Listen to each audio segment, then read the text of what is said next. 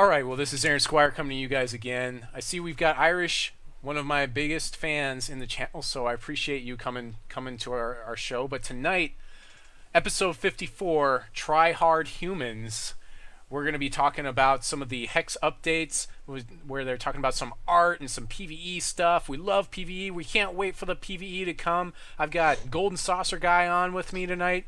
We were going to talk about the Hex Techs Open, and then we're going to go and do a deck doctor that's going to have two sides to it. Two sides. It's going to have the side where we're talking about the budget portion of the deck, and then what kind of upgrades and what do you need to look for to upgrade it and make it into a much better deck, so that way you can play it more competitively, which actually shouldn't cost that much. So Golden Saucer Guy, I guess we can start it off by asking you, how are you feeling today about last weekend and how your deck did? I was pretty happy with it overall, despite only going 5-3. I had a bunch of play mistakes that were kind of bothering me some. I had a couple cards that turned out to be MVPs that I thought wouldn't have been. And other than my first initial loss in round one, I was pretty happy with it. Yeah. I had discovered a lot of things with the deck. We're going to talk about this a little bit later when we get to the deck doctor, but I went 4-4 that day. We actually played very similar decks because we did test together, and I was in between a couple of different deck ideas as we saw last week, but I did decide to go all in on ramp. And I think one of the biggest things that we did discover is we were both flooding, and so we needed to dissect that. So we'll talk about that a little bit later. So let's talk about the Hex update. We'll go and swap over to the show main screen here. The Frost Ring Battle, brought to us by Tyler James, the art director over at Hex Entertainment. Pretty exciting to see this. Now, some of the stuff we've seen before. We've got the Hex Elf style guide. This is just to kind of show us like one little thing on how it is that they show artists, hey, here are some rules when you're drawing the pictures of our art for our game. Other than that, go nuts type of stuff. So really appreciate this art. Golden Saucer Guy, what do you think about some of the art in Hex? So I kind of like this little Hex Elf style guide because it's kind of goofy, but I'd love to have a poster of this up on my wall. I think it would be great. Right. I don't know. There's something about this just funny to me. I mean, like maybe it's years of Lord of the Rings and other card games elves that it's just kind of humorous that, well, here's how our elves differ from normal elves. Right. So it was just kind of neat. I dig it. Always three wisps, that type of thing on the ears. 3 wisps per ear. No more, no less, unless there's a story behind it and it got cut off somehow. Right. 3 wisps on the ears. That is it. That is it. No, 3 wisps for you. Come back 1 year. 3 shall be the number of the wisps, and the number of the wisps shall be 3. Right. So then it's going to talk about some of the different artists in the Hex universe. So we've got, and then you guys, all of you Hex artists, if you do happen to come across the show and you see this and I mispronounce your name, I am eternally apologetic. I will get you a beer if I see you at Gen Con. But we've got Sven Bybee, or possibly BB, making some of the dwarf robots. He's got that bot shop. I hope to actually see the bot shop get some more maybe competitive play at some point in time. I'm not sure how good it's going to be, but and then what is this? This is the I forget what this guy's name is. The is a human. Now I should have looked a lot of these up. This. I think that's the one that he get every time you play a charge, you get healed, right? Yes, that is that one. Yeah, that's that one. It's that for a moment, I thought it was the one that gave you the -1 console spell, but that is definitely a different art. That's the guy who gives you the 2. Yeah, he heals you, and then you've got the worker bot guy that you can unexhaust by paying resources. I like that card. We got Yenmo Zhang, making a lot of the darker. Kind of like that orc stuff. We got this Dark Knight, the 1/4 with the life drain. This guy who probably should see maybe some more play eventually. Hopefully, he's the 6/3 that when he comes into play, he destroys everybody's shards down to like 3 or something. He takes everyone's or your resources. He takes your resource pool down, which is kind of a neat mechanic. And then you've got what is this? This is the one on the left. I forget what this one is. But yeah. The card we were talking about with the 2 life Irish Batosai in the chat pointed out is Prophet of Ren. Prophet of Ren. Okay. I think it's Batusi. Anyways, Batusi? moving on, we've got Pavel Romanov. He's made our wonderful Inquisitor that we were also in love with under the last block. He's also got other stuff like this. I think this is like an undead yak or whatever it was. I think this is like it's a vanilla 2/2 for 3. Actually, this is set 2, isn't it? And then the guy in the middle, this is that's the guy that's the 1/4 that every time you exhaust him, he gives you 1 life, and he doesn't. He mills your opponent 2, and then he gives you life for all of the troops that you mill off of your opponent's thing. Botusi, Botusai. Now, so we need to talk about this. Hugo Richard has, and we're pretty sure, both Golden Saucer Guy and I, we haven't seen these pictures before. We got a bunch of spiders. We got a spider web here on the right. We got a thing that looks like, I don't know, a tree maybe getting struck by lightning or something. I haven't seen any of these pictures, so this may be some stuff maybe in set 3, or maybe some PvE cards that we haven't seen yet. Right. They could be anything. Like maybe this spider is like a 3/3 spider that can block stuff like in the air or something. Some of those flying troops, or we got a spider web here. Maybe that can make it so that none of the troops can attack until they spend a bunch of resources or something. And maybe this stump that's getting struck by lightning. I don't know. What could that be? I'm not even sure, but some sort of wild card that gets maybe these are alternate arts. You play it, it gets struck by lightning, and then it just returns to your hand. That's all it actually does. It doesn't actually affect the board state at all. There were some large wild troops that I would love to have had. That one was designed, but there's some wild troops that I would love to have struck by lightning more often. Yeah, it's a wild card. It costs 10. Right. I don't know what this one is. I have no idea either. Okay, so moving on, we've got Paolo Nagasi or Nagaz or Nogues. One of those 3 things, maybe. I really should, people mess up my last name all the time too. So he made a bunch of our orc stuff, a bunch of our Darkspire, our new Darkspire guy here. I think is this the alternate art on the right? I think that's the alternate art. Yeah. And then I forget what this is, like the flag bearer, and the one on the left is what's his name? He doesn't ever block. I forget what his name is. So yeah, I should have really written notes down on all of what these actual cards are, so I could actually tell you. But it's nice to see who actually made the art for the game. And then finally, finishing it up, we've got Daniel Peacock, and this is some more art that we haven't seen in the game yet, except for maybe this guy on the right, this dwarf on the right that's throwing a bomb. I mean, it's not a bombsmith. It could be an alternate art for a bombsmith. People do love bombsmith. We've got this sneaky looking, like wispy, probably a blood troop. Maybe it's got like some sort of evasion, kind of like the 2/2 that you can't block in blood unless you have a blood troop. And then we got this guy juggling fire. I mean, who doesn't like that? Fire, swords on fire is what it looks like. Looks like a chick, maybe. Can't tell. I mean, it's hard to tell. I mean, a lot of elves are very effeminate, so But some excellent art there that I look forward to seeing what kind of cards those are going to be.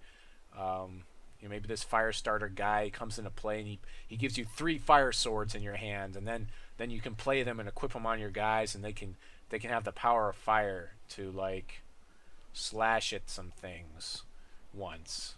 Maybe he throws them like daggers or something. Maybe. So much design space. Yeah, right? The options are endless. Yes, absolutely endless. Moving on, we've got the Frost Arena here. So I guess this is like one of our first pictures of it. There's a chance that it may be a very clean interface like this, where you'll have your decks and stuff, and you won't see as much over here on the left side. But we're so used to seeing champions and other things. That would be maybe that would feel a little bit out of place, but very interesting that they can change the arena up. I always loved Christmas time and playing World of Warcraft, and we would go and they would like dress everything up different, so we could go and maybe throw snowballs at each other in the battlegrounds or whatever. It's always a good time. Yeah, a little bit of this reminds me of the previous setup we had where there was a little bit of negative space to the right of those circles, and the cards were straight on instead of being that nice curve they have now. Right. So, like, I know if you look up some images, you can where see I put some. my face, so that way you could see how many cards are in my deck. Right, like looking back at some old images and seeing like some of the previously done setups we had, like I'm like, man, maybe we have come a long way, but I think we have, for sure. some of this design with this ice is really neat. So I'm kind of pretty excited, and it's just a little bit of art too, and I guess I'm easily excited. They also updated the globe. It looks a lot nicer, a lot cleaner now. There's more. What do you call that? There's more to look at on it, I guess. It's more. Resolution. There's more resolution to it, so you can see more on it. So that definitely looks a lot nicer. I haven't taken a look at it myself or spun it around, but that's going to be very neat to have as another game aspect here. Finally, apparently there's going to be a Hex raid stream, and we're not being told exactly what that means. According to this, it's going to be on January 21st, and it's going to be at 2:30 p.m., 6:30 p.m. Pacific, in the official Hex Twitch channel. Sirius and Alucard are going to be telling us about everything that's happening. They're saying that we're going to want to draft with them and do some more. So I would love it if we get to actually see some PvE content in there, but I'm not holding my breath. So hopefully we're going to get a lot of good information out of that. It'll be a great thing to do. Additionally, next weekend is PAX. So there will be no deck build to Squire next weekend. So I'll remind everyone at the end of the episode, but I will be at PAX, and I will be trying to get some pictures and some stuff to show you guys. If you're out at PAX South, which is where I will be, come up and find me, and maybe give me your in-game name, and I'll send you some packs in-game. I'll send you some Hex packs. Yeah, please send me some draft packs. Pack or something. Please send me packs. I will give you my name. Yeah. You're already borrowing cards. Jeez. Right. So, anything you want to talk about with that, or mention about the raid stream? So it's next Wednesday, just so everybody's clear, the 21st. And I'm interested because it's called Hex Raid, and that alone gives me some hope that there is actually something involving maybe a news update.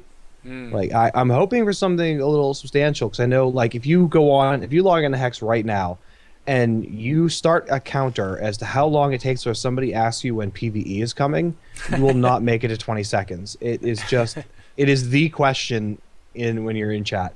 Yeah. So I think this is some information they're going to want to get on top of sooner than later, and this might be it, since it's called Hex Raid 2015. Yeah, I mean, if I were to guess, I guessed last year incorrectly that we would get to see some PvE at Gen Con, or maybe some physical PvE or something.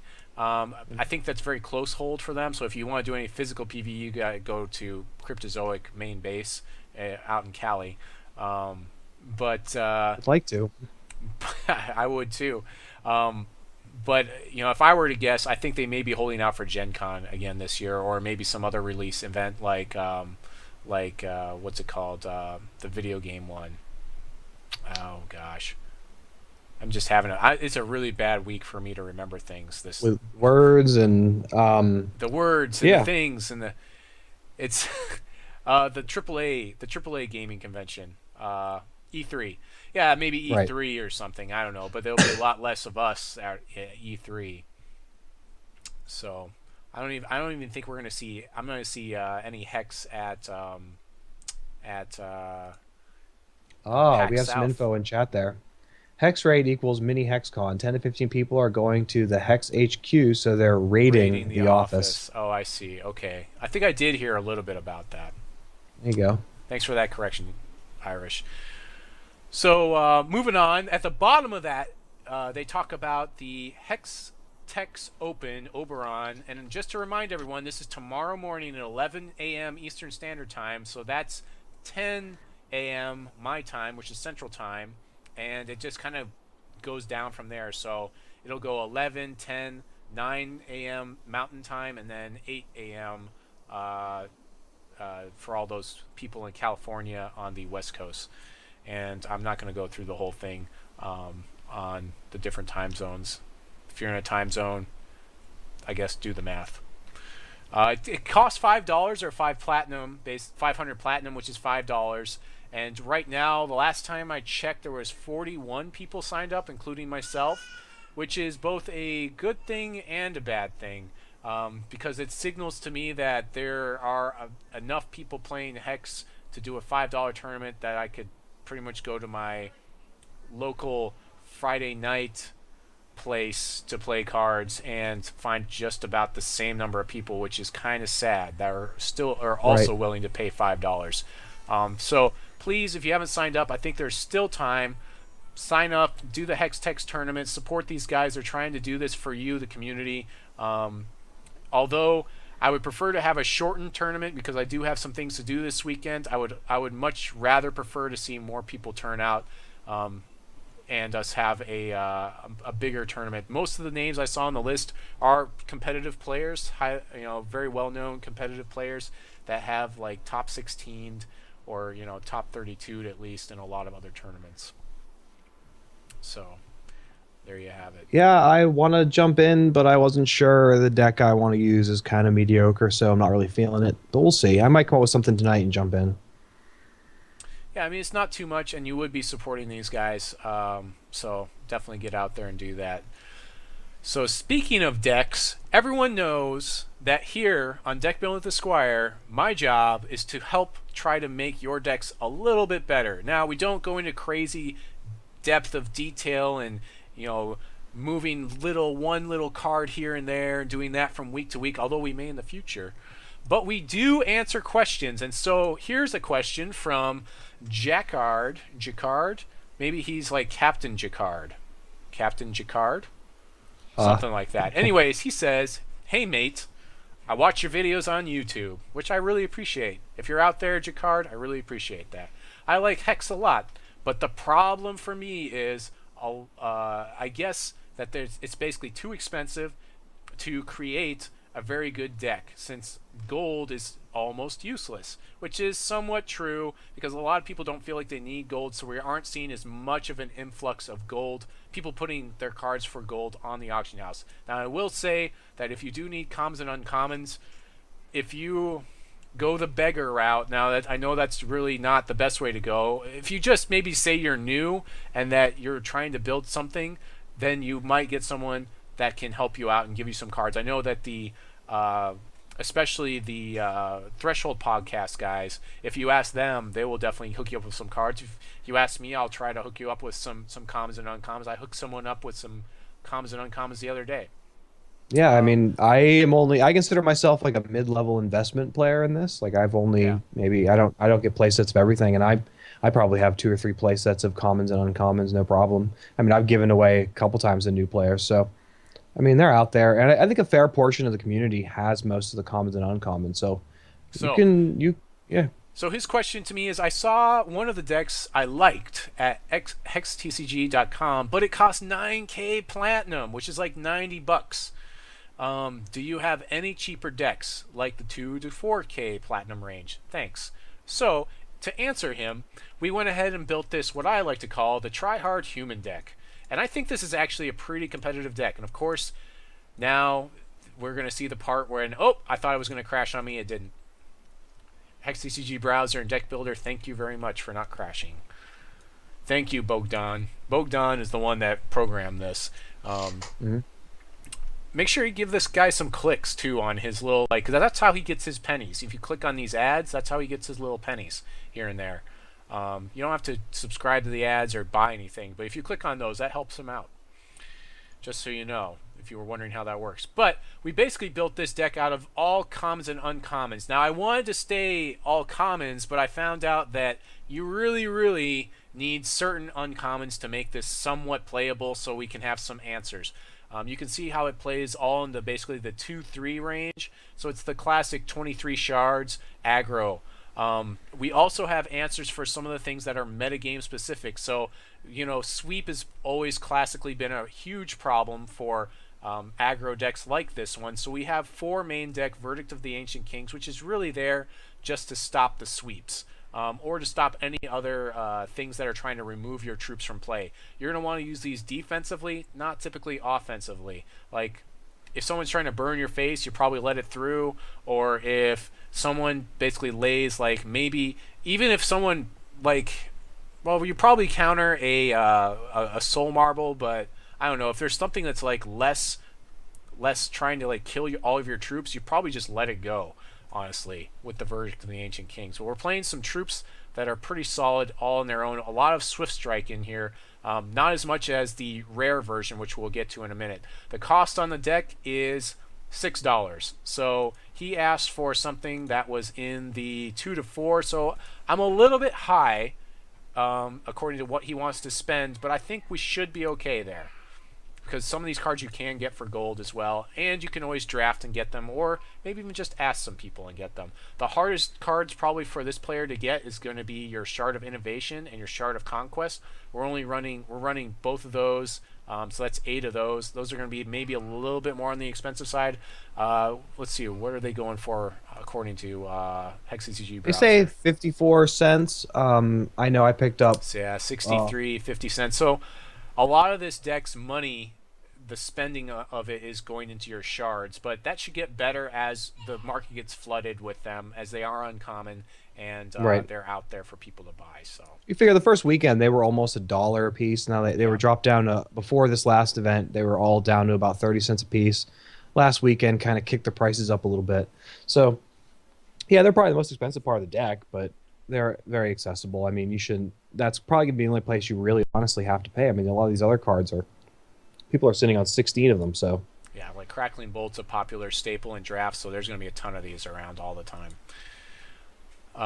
So talking about the deck here, so we have some decent buys. We got the Vanguard of Gawaine, it's a decent swift striking troop, and we will get swift strike, and on top of that, we Sir Giles him, and he becomes a 4/2 with swift strike. This is really important right now with the way the meta is still kind of being shaped by Zerid. Zerid's the champion that gives your guy -1/-1. This guy survives Zerid, which is very important to us because that's a big part of the meta game. He also is kind of he also stops a lot of things in the blood deck.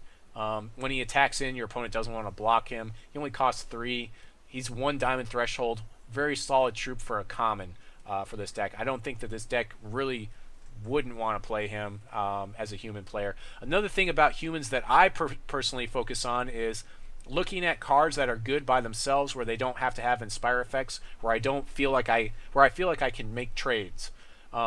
If it's an inspired troop like Jags, for instance, a lot of times Jags just ends up being this buff that sits on the board, and he's really good. Don't get me wrong, Jags is really good, and he can get out of control. But at the same time, I almost never want to trade with him, and that can be a bad situation to be in if you're the aggro player, because you need to be aggressive.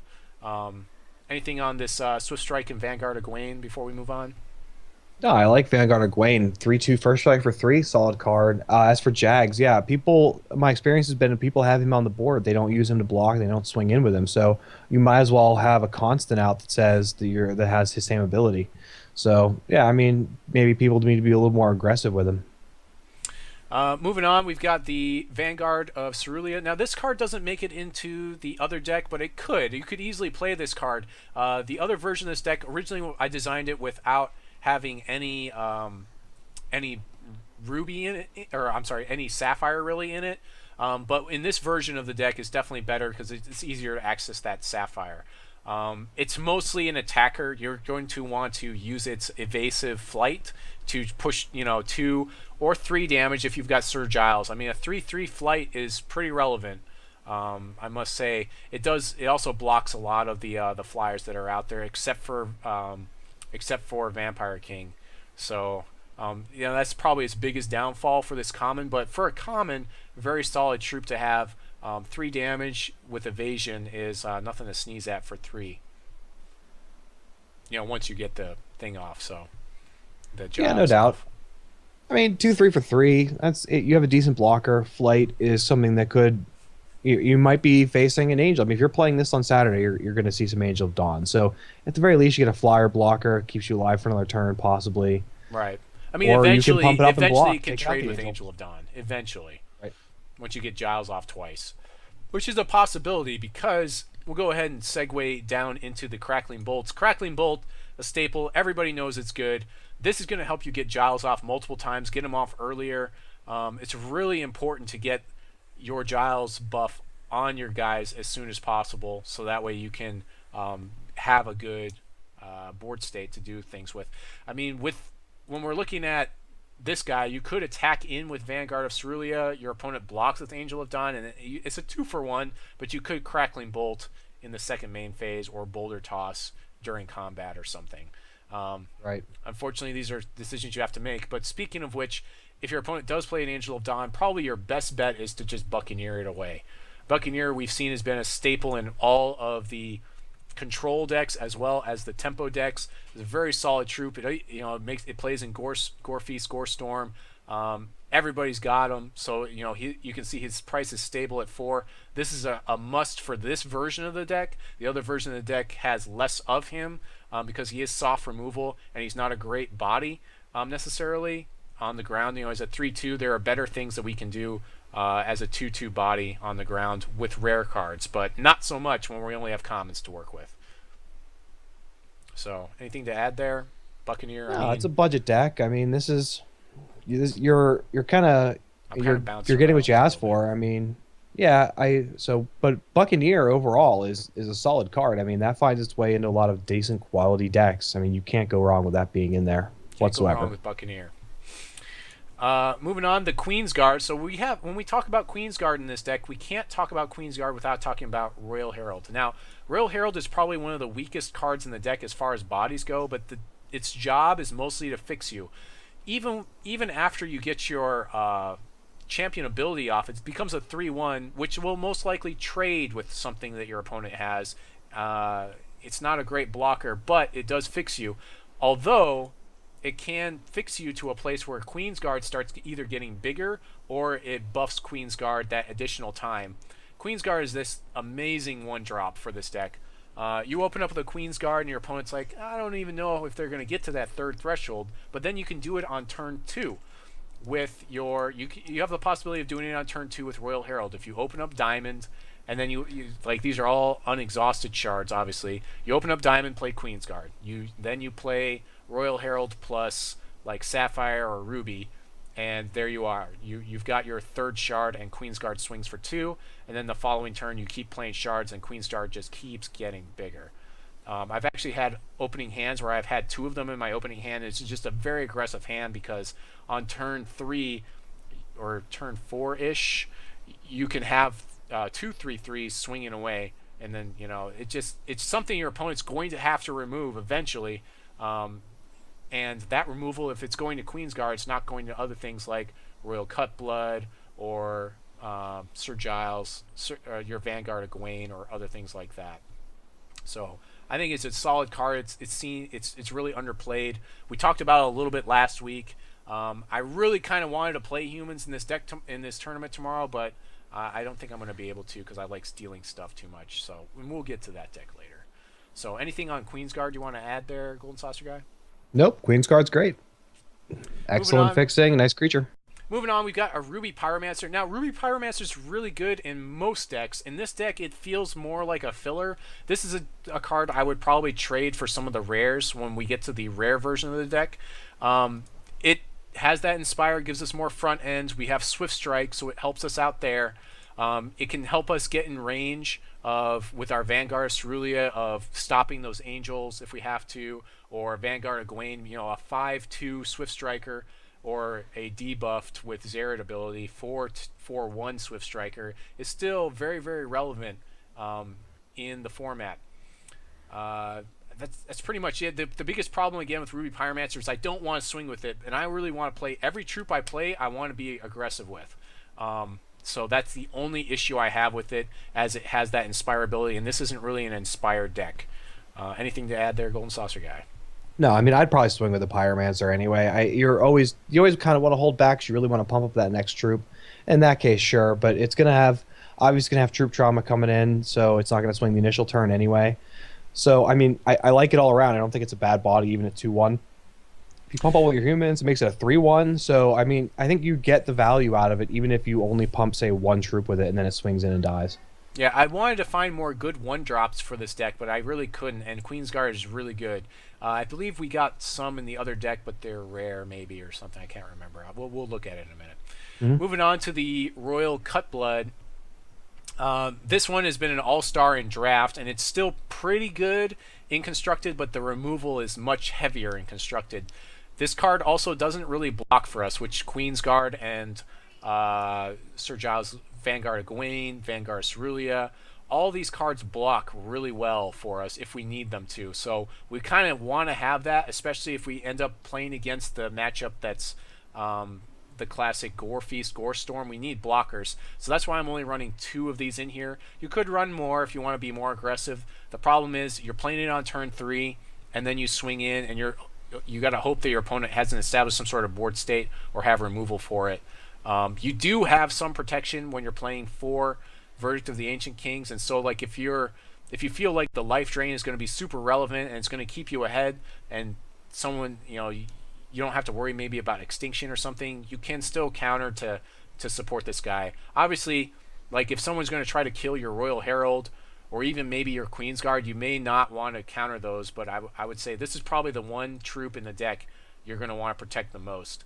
Again, the only reason why I'm running 2 is because it isn't defensive, and there are times when I need a defensive troop. I don't need something that's going to be super aggressive that I can't block with. So, anything to add with the Royal Cutblood? No, I think that's probably one of the better cards in the whole deck overall. I mean, it gives you a chance to destabilize a game and maybe take control. I think there's obviously a lot of answers to it, so you're going to want to keep that verdict close by. So. On top of that, so we've got the single Boulder Toss. Now, Boulder Toss you could go up on in this deck. This is a personal choice. Right now, I still feel less comfortable with playing 4, although we did see plenty of decks in the last tournament that did play 4. They got brave about it. The biggest problem I have with Boulder Toss is in a situation where it is that you have no board state and no troops, Boulder Toss is a dead card in your hand.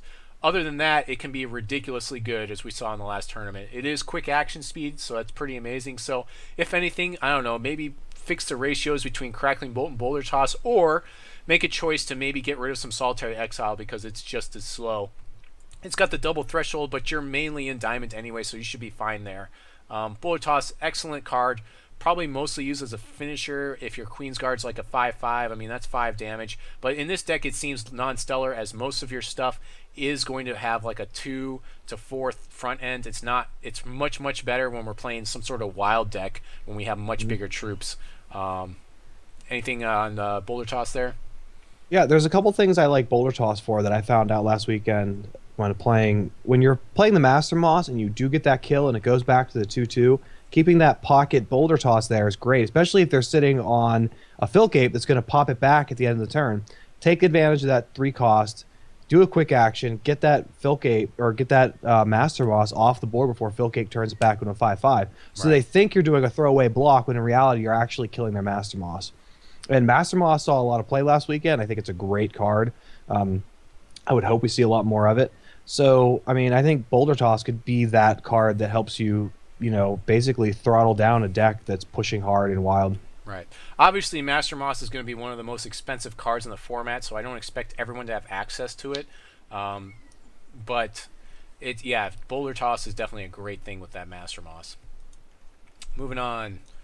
My cat's trying to get in here on the show. You can't be in the show, cat. Can't have cats in the show. Solitary Exile is pretty obvious.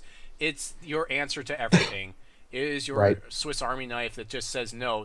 The reason why we're only running 2 is because there are situations where it is that you are being super aggressive, and if you open up your hand and you have like 3 of these in your opening hand and like 1 aggressive troop, it's really a bad hand to have. You need it to answer things that are stifling your aggro. You don't need it to be a control deck. You are not a control deck. You are trying to aggro. And if you aren't aggroing, then you're not doing your job. So that's why we're only running 2 in here. Although you could run more. You'd probably run some on your reserves. It's mostly in here to answer things like the infamous Soul Marble, or your opponent's Solitary Exile, or that really big wild troop like, I don't know, Wrathwood Colossus, or there's a lot of wild troops that it answers very well. So maybe in that matchup, what you would do is side out some of your Crackling Bolts or Boulder Tosses and side in more Solitary Exiled, even though it's a little bit slower, because you need it to answer those really big troops that your troops just don't match up well against. Anything else to talk about with Solitary Exile there? Nope, it's a great card. So everybody needs to run a few. So unfortunately, I wasn't able to do the $4 deck, but I did make a $6 deck, and I think that it's not too bad. We'll talk about the reserves here for a second. Basically, more Solitary Exile, which we just talked about. We've got Town Crier in here to give you some more draw power maybe late in the game. And I didn't realize something about Town Crier. So it says, enters play, draw a card for each human you control. So he counts himself. So you draw at least one card, and then you discard 2 cards. So that's not ridiculously horrible. If you have 3 cards in hand, they're all shards. You know, I mean, that's not that bad because you do get a lot of value out of that, out of cycling all that stuff. You just have to know that that's going on. So I did kind of misjudge this card. It is a 2/2 body in an aggro deck, so it's more for, you know, when you're playing against sweeps, maybe side him in. More Vanguard of Cerulea, maybe if you're running up against a lot of flyers or you need flyers to fly over all those wild troops. Some Countermagic in the deck. Obviously this is to answer all those sweeps that are out there. 2 burn for all those aggro troops or all those aggro decks, although you could probably run some more Royal Cutblood because it's just good. Again, if someone's trying to stall the game out, she's going to push through damage unblockable, and if they don't have a lot of removal, then that's a big issue for them. And then finally Boulder Toss, which we talked about a little bit. This is another one I would side in if your opponent's very low on removal, because if you don't have a body, it doesn't do anything for you. Right. Anything you talk about with that sideboard there, or that reserves, or anything you would do different, or things you think should be on there, Golden Saucer guy, that I didn't put in there? No, that are common, uncommon? I like Town Crier quite a bit. I might consider him a 2 of, but again, he's one of those things. I mean, if you're seeing board sweeps, you might not have a lot of humans out, and yeah, that could move you ahead, get you a couple cards in. But I mean, overall, I think Town Crier is almost main deck worthy because he allows you to continue that aggression throughout a longer game. Sure. And there's no one way to do this deck, like with the tricolored humans. I mean, I'm obviously more aggro-y, less Inspire. I mean, you could try Inspire. It's just not something I find to be very strong. You know, right. Instance. Inspire is hit or miss because if you're not getting the right Inspire blend out, you're not really getting anywhere. You're just putting out some lower cost troops that could maybe help you mid game.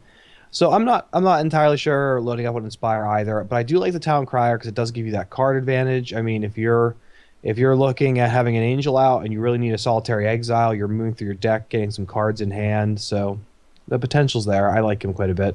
I think Countermagic is a great sideboard card because A, it's uncommon, and B, I mean, you're countering anything. Yeah, I mean, it's common, and you're countering anything. Like, yeah. And raising it's got its that cost. double threshold, which is a little bit cumbersome, but not. It should be okay. So King of the Void, and I hear a lot of people talk about this too. Repel is best. Repel. I did consider Repel for this deck. The problem is that we are the aggressor. Repel should not be a thing that we need to run because we are the aggressor. It's much better, in my opinion. Repel is much better in a some sort of control matchup where my opponent will be attacking me. Most of the time I should be defending where it's a bad trade or it's a good trade for me if my opponent attacks in anyways, so they're not going to want to. So then Repel becomes a dead card in your hand. Additionally, now that we're seeing the way Wild is going, and that's one of the things that Repel is really good at dealing with is wild cards. Repel, if you repel your opponent's Master Moss, just makes a little 2/2 spawn, which they could turn back into a Master Moss. Solitary Exile is a hard counter to Master Moss, and I would much rather play Solitary Exile.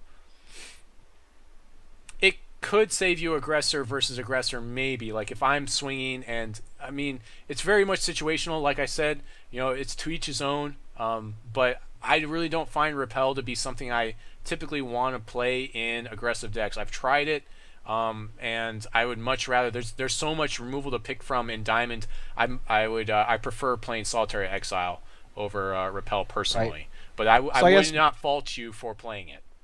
Yeah, I am a fan of Repel, but the reason I also would go for Solitary Exile is its utility, because even though it is a constant, therefore can't be played obviously in your opponent's turn, it is more universal and more it's more it readily allows you to go after things like it's not just an attacking troop. You can go after constants. You I can could go after wipe a out dork if I wanted artifacts, to, a right? resource dork or something, or Yeah, so I mean your options are there. Yes, it costs one more. Yeah, it's got the double threshold, and they could just remove your right, your constant, your Solitary Exile, right, and then get it back. So It I has certainly that, see that repel is good, but yeah.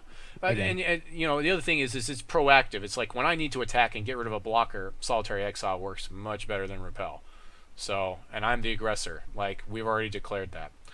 So, moving on to the rare version of the same deck.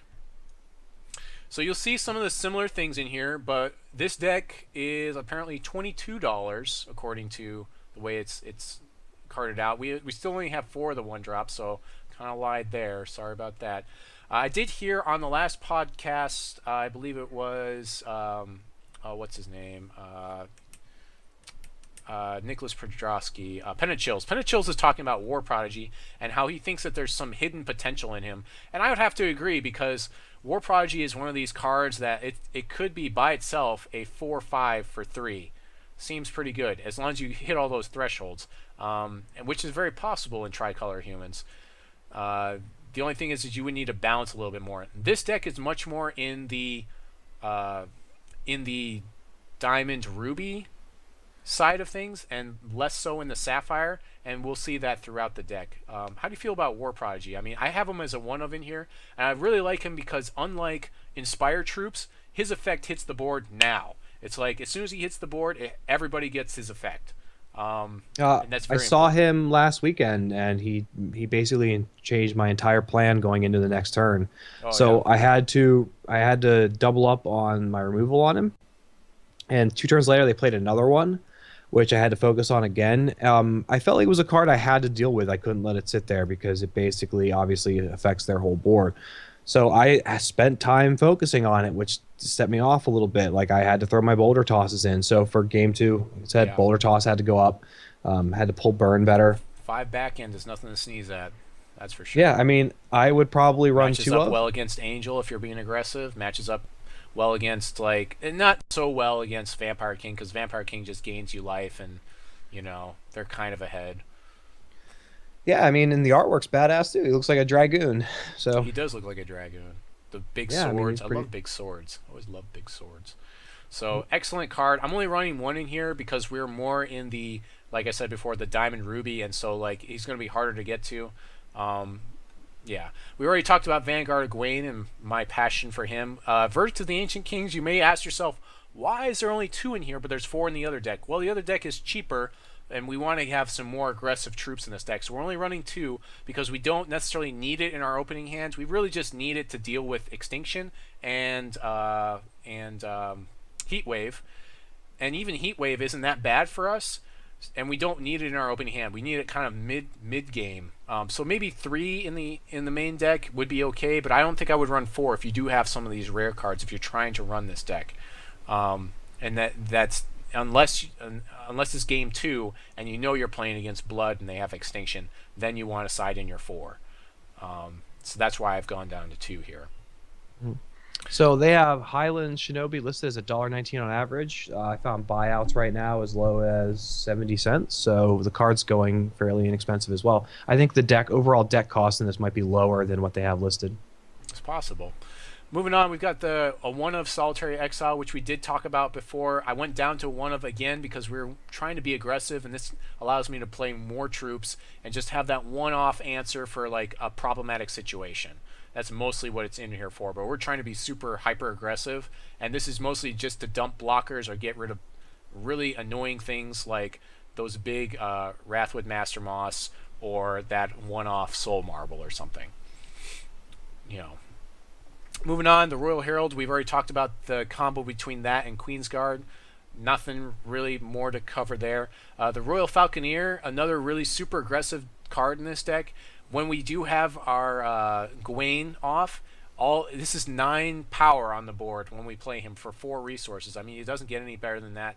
This has been an MVP in a lot of decks, unfortunately. So if you needed to, you could replace him with the the new one, actually, I'll probably just go look it up. The one that gives you a fox. for 4, but you only get 1.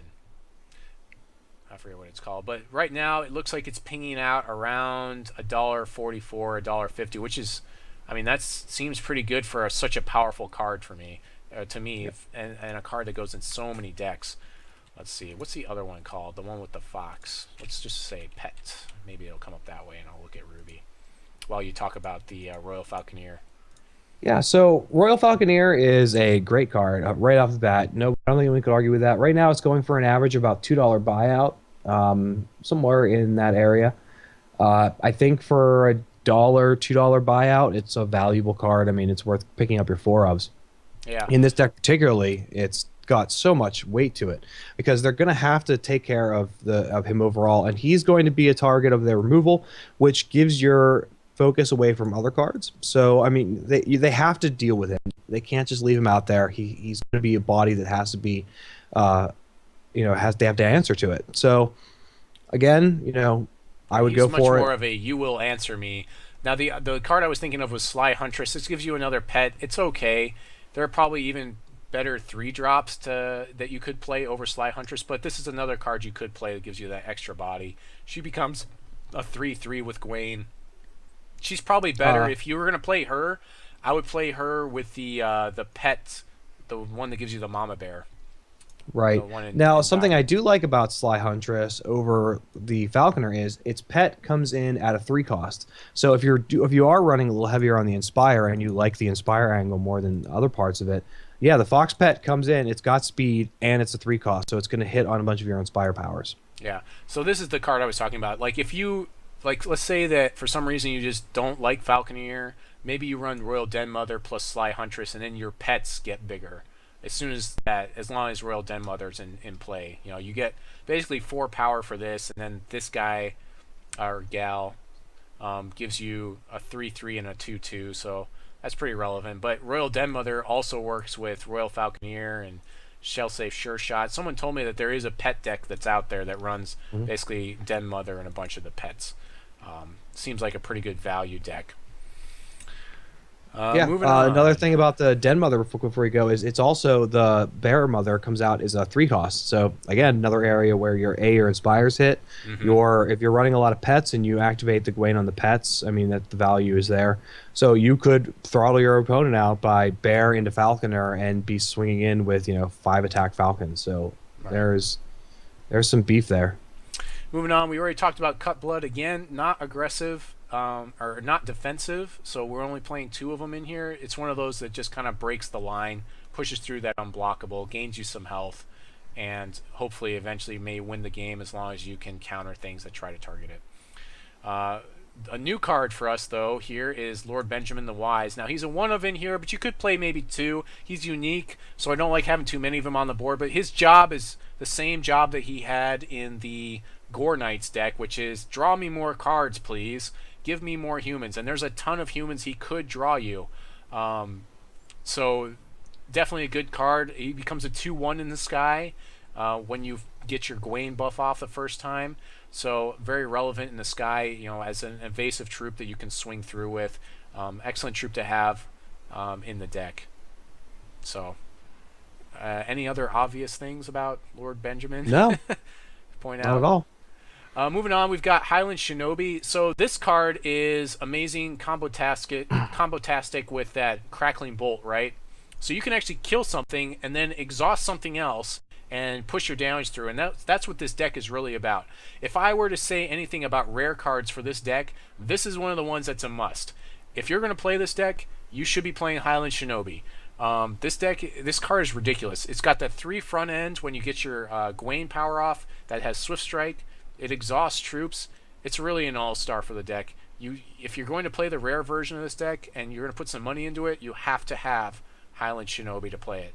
It's double diamond, but your main shard is diamond. It's just a great card overall. 2/2 Swift Strike's always been pretty good. Anything you want to add to that? No, the buyout right now for it on average is somewhere between 90 cents and $1. I mean, you're looking at the first page not even hitting $1.10 for it. So you're looking at 4-ofs running you $4. I mean, you can't beat the value there. No, that's about. I mean, you can put good value on it this way too.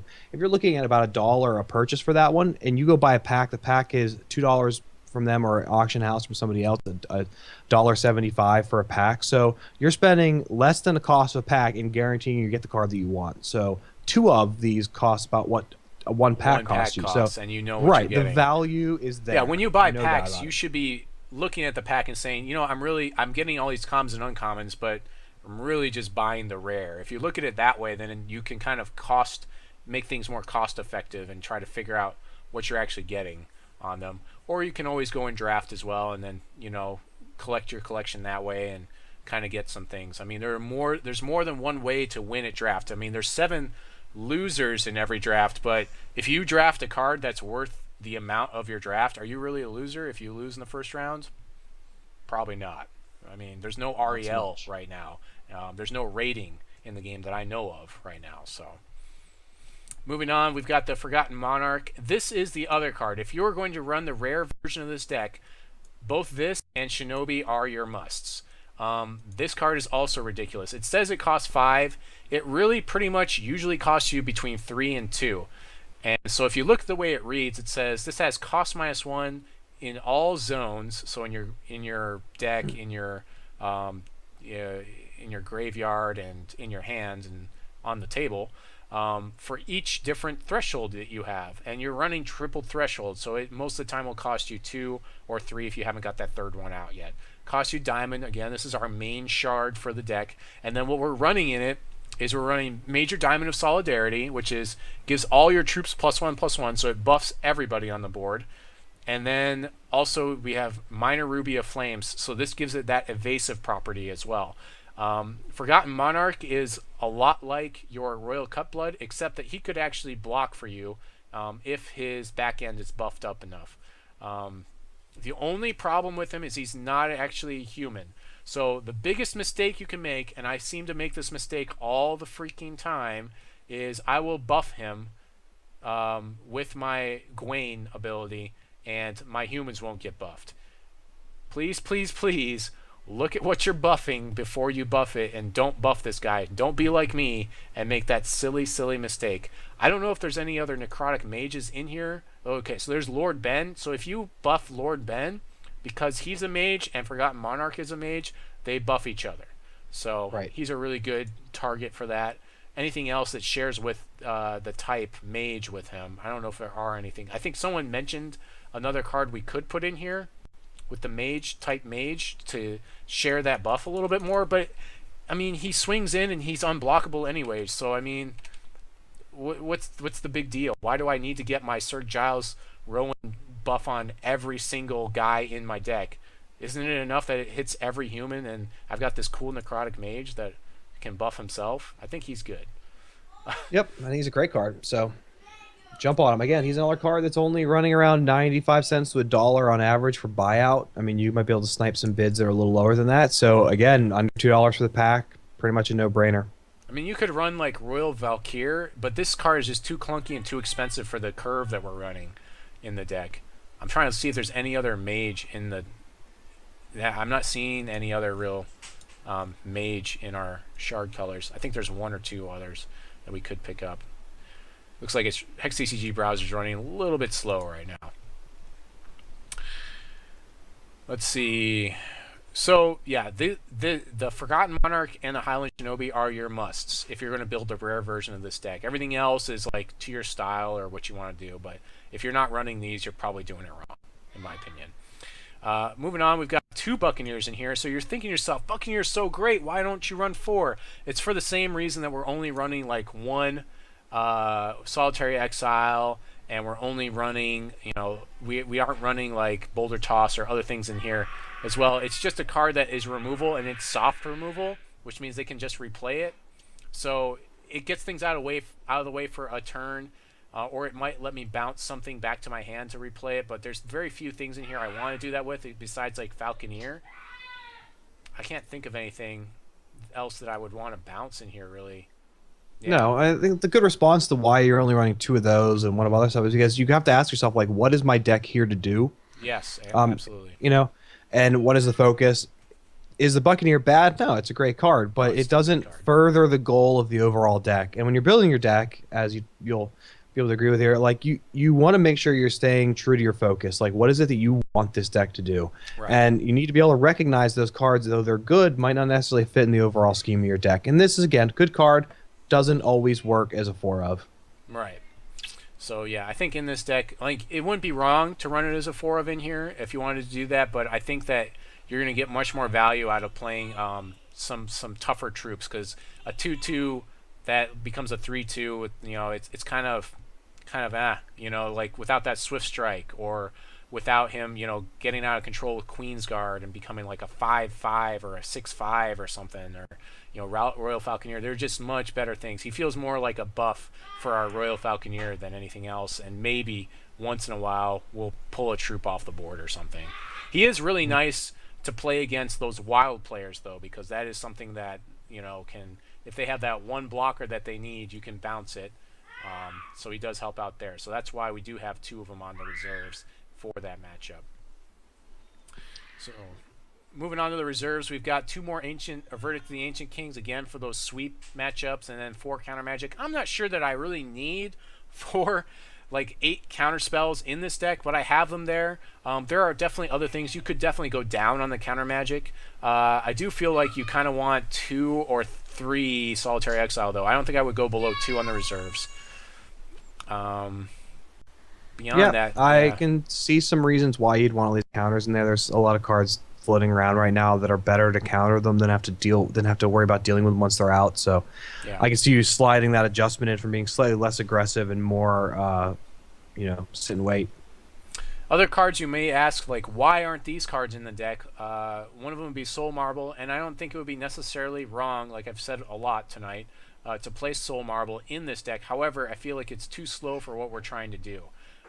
It would be more of a reserves card, if anything, for me, personally. If I were to play it main deck, I would probably play no more than 2. It's a card where it has to ramp up and it takes time to get there, and I really just want to play dudes and turn them sideways and punch my opponent's face in. That's mostly what I'm trying to do here. The Boulder Toss is somewhat questionable for me too, considering that we are allowing rare cards in this version of the deck. Right. Apparently, yeah, I did. I didn't have a lot of time, so I gave away a free win to this Wang 801 in my channel. I didn't have a lot of the time, and I had to get to church that day anyways. I've been running low on time this week, so you're welcome for that free win. We are speaking of running low on time. We have come to the end of the episode. I'll just run real quick through my game. The deck I'll be playing tomorrow, Hex tournament. It's very similar to the one I played last week. I'm still back and forth on some of the ratios and numbers. I have to play some things out tonight, but I'm considering a Wrathwood Colossus in here. I went down to 2 Zakir because of the clunkiness and because I just don't want them in my hand as much. 4 Wrathwood's a must. I went ahead and I'm playing Wild Growth in here because I like stealing stuff. And it allows me to play Mancubus, and then all of a sudden it's like, he's 5 power, and I just stole your Angel of Dawn. Or I just stole your Filk Ape, or I just stole your, you know, Wrathwood Master Moss. I think it would be pretty funny to have that. I also run the Stink Troll, again, to buff Mancubus, mostly to steal bigger things. Mancubus, I think, is going to be an all-star. I really want to play this deck tomorrow, so I will be. Another throwback I'm back and forth on, I'm not sure, I have to do some testing on, is Secret Laboratory, or Laboratory, I guess, if you're Dexter's Lab. This card is going to help me discard those shards and draw more big dudes late in the game, because I only need 7 shards to play everything, although 8 with the other card, with the new card. But I don't need that many shards. Like, when I'm top decking shards, worst feeling in the world. Right. One last thing with this deck, with playing ramp, both Golden Saucer Guy and I have come to the conclusion of why we both flooded last weekend, which is we played 4 Immortal Tears, 23 shards, and I think we played 4 Scrap Tech Brawlers. The Scrap Tech Brawler is not as much of a problem, but when you're running 4 Immortal Tears and 23 shards, you're technically running 27 shards. So you always have to kind of almost count Immortal Tears as a shard, even though it's deck thinning you and hopefully getting you better draws. But there were quite a few times last weekend when not only did I make a lot of poor judgment calls and misplays, which cost me games of in a lot of the different rounds that I did lose last weekend. Immortal Tears flooded me a little bit too hard, and so I should have built my deck better and made it more aggressive that way. So I'm trying to figure out what the number of Immortal Tears I want in the deck is to fix. And that's another reason why we went down to 2 Zakir in this version of the deck. So I'll post all these decks in the channel after the thing. We're going to stick around because we're going to do the contest. I did go down to 1 Root Father in the tournament last week, and I played 4 just because he's so ridiculous, and I felt like it was warranted. But in a real constructed, when we have both set 1 and set 2, Barbarian Root Father in your opening hand is a really bad card to see unless you have the ramp to get to him. And so, or you can be like me, and I pulled 3 in one game and killed my opponent with them. So well, yeah, but yeah. I've also discarded 2 in one of my games and never saw them again. So I mean, that's more. There's a much better chance of that happening than what happened to you. Right. We do shard him with speed and with face damage, basically. So seems pretty good. You can deal 16 damage in 1 turn in an open board state after your opponent sweeps you out or something. So that's the end of the episode. We'll just recap it real quick. So tonight on Deck Building with Squire, we went over the Hex update, some art, some PvE. Make sure to get out and support the main Hex channel. They're going to be talking about PvE at 2:30, whatever it was, 2:30 on Wednesday. The main Hex channel, we're going to have Sirius and who else was it? It's Sirius and it looks like Sirius Alucard and Alucard will be there talking about some PvE. I don't know if they're going to be playing or showcasing any PvE. It would be nice to see some. I would get pretty excited about that. Right, they're raiding the office, so we'll see what happens. We talked about the Hex Techs Open, which is happening tomorrow. So if you haven't signed up, please go and sign up. Support those guys because they did put it on for you, the community.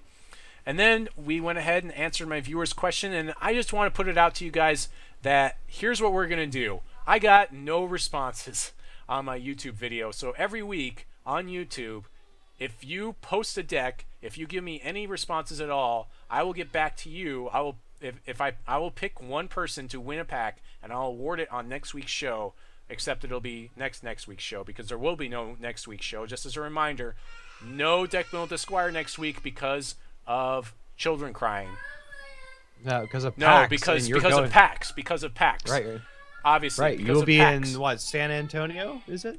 Right. And I will. So that's gonna have to wait until the next week. So you have 2 weeks. Post some comments on YouTube. Send me some stuff. Show me what it is that you are trying to do with. Ask me a question. You can ask me anything. You can ask me what my favorite color is. It's red. Or I don't know when my birthday is. Ask me anything. I want to see some comments on my YouTube videos, and you have a chance at winning a pack. And then, of course, for all my viewers that do come in and see the live show, you have a chance at a draft pack after the show. So, do you have anything else to close out with, Golden Saucer Guy, while my child cries in the background, and maybe I'll have to shut off my No. No, not at all. I mean, hopefully I'll see you guys tomorrow. I got to figure out what I'm playing tonight if I'm jumping in, so... All right, well, until next time, this is Aaron Squire signing off, saying God bless you and your families. Try not to race too much out there.